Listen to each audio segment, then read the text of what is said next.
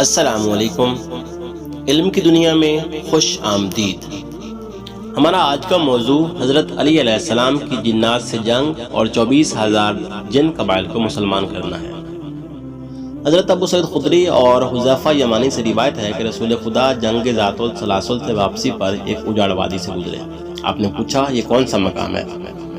عمر بن امیہ نے کہا اسے وادی ارزق کہتے ہیں اور اس جگہ ایک کنواں ہے جس میں وہ جن رہتے ہیں جن پر جناب سلیمان کو قابو حاصل نہیں ہو سکا تھا۔ آپ نے فرمایا ایسا ہے تو پھر یہیں ٹھہرو۔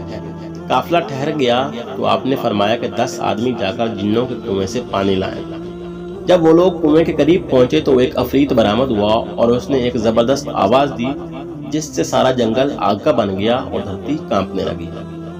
سب صحابی بھاگ گئے لیکن حضرت ابو العاص پیچھے ہٹنے کی بجائے آگے بڑھے اور تھوڑی دیر میں جل کر راکھ ہو گئے۔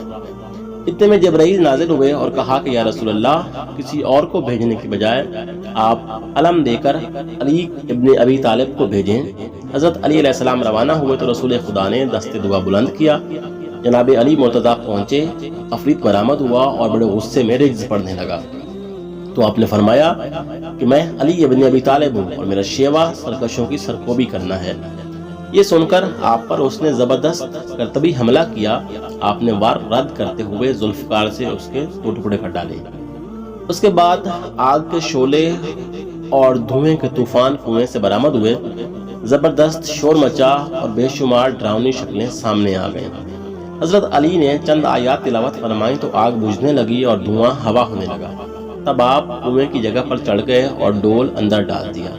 کنویں سے ڈول باہر پھینکا گیا تو حضرت علی نے رجز پڑا اور کہا کہ مقابلے کے لیے آؤ۔ یہ سن کر ایک عفریت برآمد ہوا۔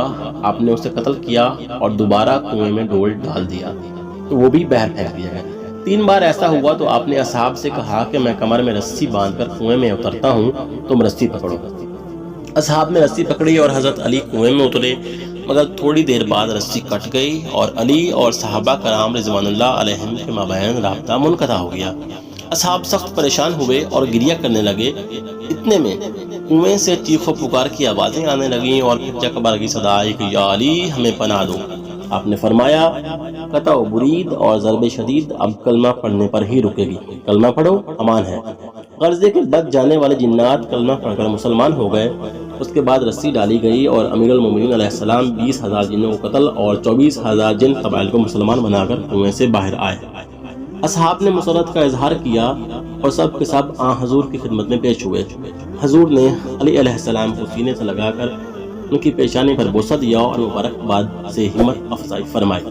اس کے بعد ایک رات وہیں قیام ہوا اور پھر مدینہ کو روانگی ہو گئی۔